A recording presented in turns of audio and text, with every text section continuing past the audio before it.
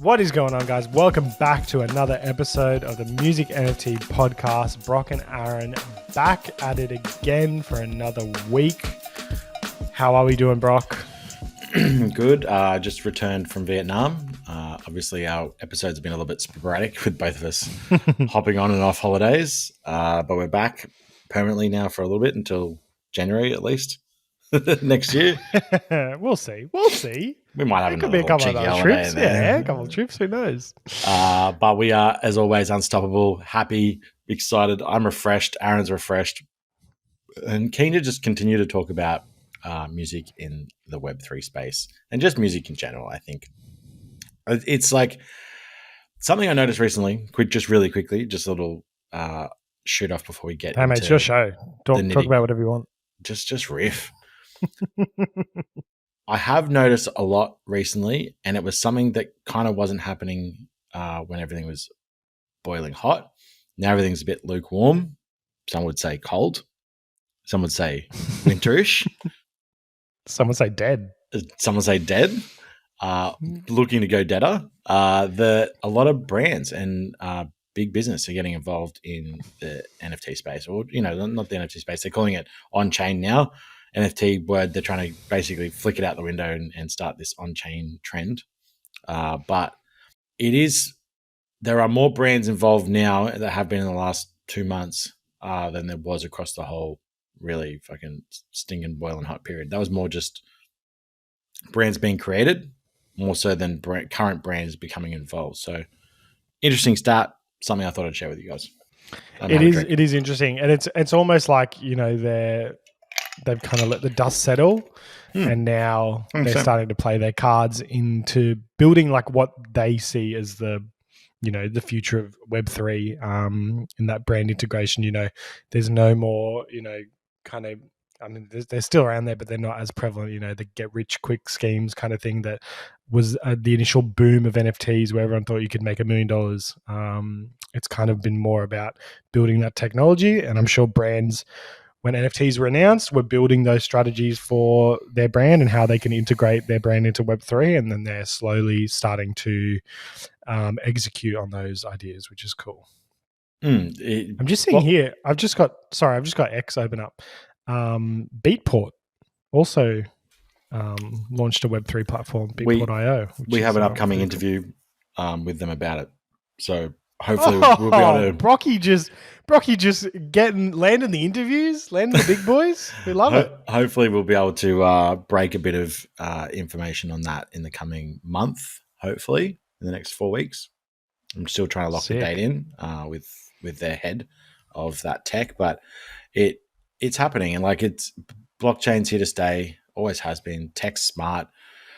We've told you, you can go back and listen to the first 20, 30 episodes and talk about where we talk about a lot of the use cases. I mean, as we delve deeper and we talk about more extensive and more refined and niche use cases, but in the early episodes, we tell you exactly what artists can use the blockchain for and where we feel it's going to go. And those are being built right now. Those use cases that we talked about are being built by big brands and people that have audiences already, like Beatport, like Spotify, like MasterCard. It will continue to grow. Unfortunately, crypto is just getting hammered at the moment, so it's tough to get involved or be motivated for a lot of people out there. But people, what is it? Be greedy when everyone's fearful. Be fearful when everyone's greedy. I wish someone had told me that before. But it's actually a really smart saying.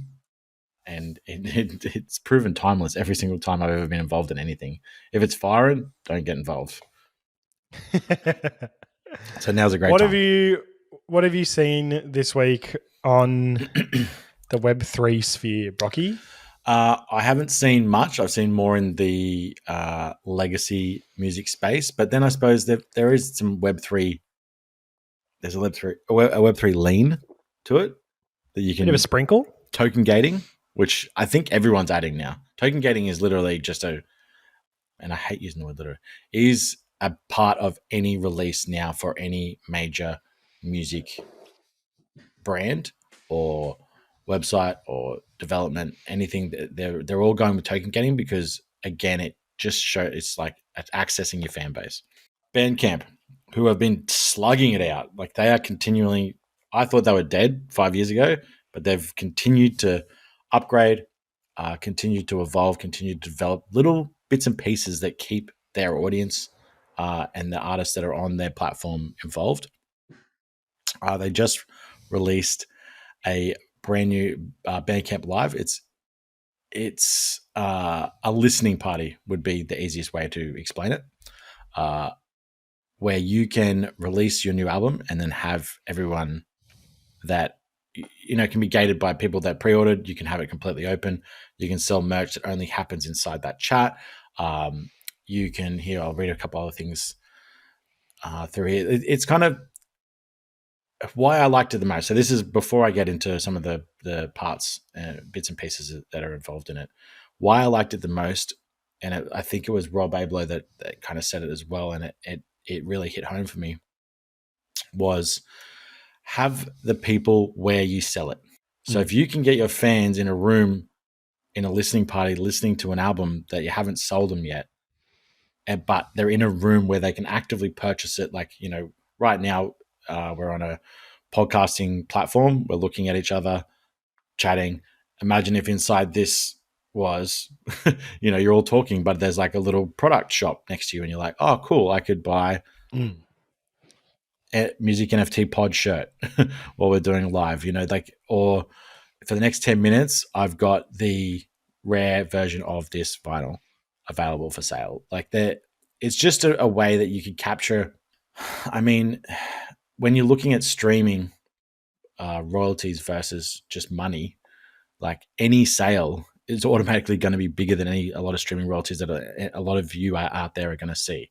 So if you can access people where they're at and be able to sell them something in a time where they're listening and they're already connected with fans, already doing things with your music, I think it's all the better for artists. So I'm all for this Bandcamp Live. Yeah, I kind of see it as like, we've got musicians who release music videos, and typically, for someone like Taylor Swift or something, she'll have a like YouTube premiere of the music video, and there's like the live chat, there's like the countdown, all the fans are in the chat typing away, all that kind of stuff. The music video plays, and then it's over, and it kind of like that's the end of that experience. Whereas like an upgraded version of that, which is similar to what like this Bandcamp listening party is like you play the music video, you play the album, and then as Brok said, it's like you can buy it right there in the browser, in the room. You've got, you've hyped everyone up with the new release.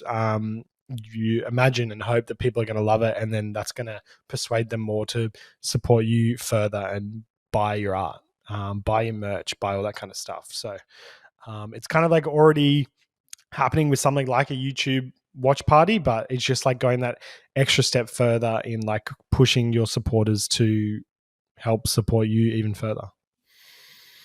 Yeah, it's just real sales mentality. Like if you can get the people to not have remove clicks, remove browsing, remove any kind of thing that they have to physically do to think about or create a purchase, it's going to be all the better for you. A little bit off their website here. So it's just, it's talking about celebrating release day together. It's more, I think they're really trying to push for that early pre-order, and they create the rooms for the pre-orders, which I'm not too sure or keen on. Essentially, I think it's a better place to, I think you could create arcs for, like pre-orders is like another level of something going on in the chat, but it is already going to be, I just feel this is going to be really positive for artists. I can see great things. I think, from everything I've looked at already today, I had a quick browse through it. It looks super easy to set up. So you don't have to be computer wizard to understand what you're doing with this. You just have to have an audience already. Like this is for the artists out there that have audiences already. It can be a small audience. You don't have to be crazy. You don't have to have 100,000 followers. It's just gonna be like, I've got 5,000 followers on Twitter and this is my art, or I've got 2,000 followers, and these, if you can get 20, 30 people in a room listening to music, they're going to, at least 10% of those people are going to buy something. That's just statistics. Like that's just sales stats, so get behind it, get amongst it, try it out. Let me know how you go. Another thing that I saw, obviously, musicben.eth, who we love, who we follow. He's always providing some great insights on X. Now that we're calling it X. Almost called it Twitter. We all happy? We all agreeing that we're calling it X? Or X, yeah, X. I hate X. it anyway. X. Brok sent me a link to like a tweet or whatever, and it was like x.com / blah blah blah, and I was like, "Is this porn? Is this porn? Sounds risky." Ben added Spotify and was like, "You're probably planning your Spotify Wrapped feature at the moment, so I'm back with suggestions of how to do it with NFTs." And I thought this was a really great concept. Basically, it was like everyone can claim like a fan badge of their top artists. So, for instance, I'd be getting a Chainsmokers top badge. Oof. And then, if you're, you see everyone with the stats like you're 0.1% of their top listeners or whatever, like you're a super fan, your badge gets upgraded. It's a badge that you can that can evolve as you listen to more of them, as you're fans for them for a long period of time. You can showcase your loyalty, your dedication in with this like ever evolving NFT badge, and of course you can promote it on socials. You can share it with other fans, and then give artists that access to those metrics and that data, and then all the artists have all their top fans. They know where to contact them. They can see them. It would just be an awesome way for Spotify to integrate that. I think we talked a little bit about this last year when Wrapped came around, as just random ideas that we had.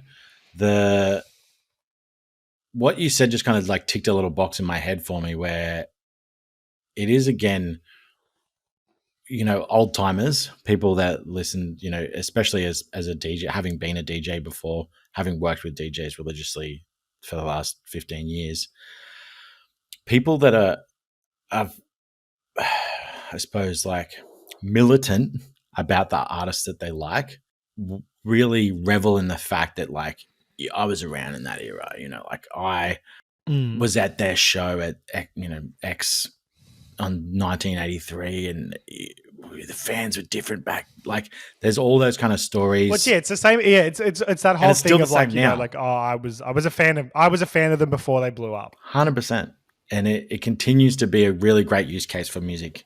And fan bases everywhere for blockchain, because it's just proof of I was there. It's undeniable proof that you were there, you were a fan. Again, ever evolving NFTs is such a great idea, because it's just as it goes along. Yep, another spot. Like, imagine an artist, and this is going to be only really useful for bigger artists right now. Like over the years, over the decades, it'll become more useful for everyone else that's evolving over this time. But the rewards you could have that would actively reward your fans to go and listen to music and make sure that the Chainsmokers, as an example, is your most listened to music. So, because you are going to be rewarded with your NFT evolving, you're going to be rewarded with more access. You're going to be like, there's just blockchain's here to stay. If you fucking hate it, you're an idiot. There's so much use cases, so many use cases that can really help identify people that are looking and trying to analyze data without a middleman. And that is what musicians need to do all the time. We need to kind of continuously identify our fan bases and gamify their involvement in our career to help them and help us at the same time. Help each other, but identify that we're helping each other, not just shooting. Yeah, help me, help you. There it is, Jerry. That's it. That's you heard it here first. Music NFTs are here to stay. Yeah, help me, help you. It's just it's a no-brainer. But that's all. That's all from us this week. We love you. we thank you for listening. Thank you for showing up once again. Make sure to rate, review, subscribe, drop us a like, drop us a review. Please. And we will hopefully be having these out more consistently now that Brok and I are both back on home soil and just rip roaring into it, ready to go. Excited. We love you. Bye.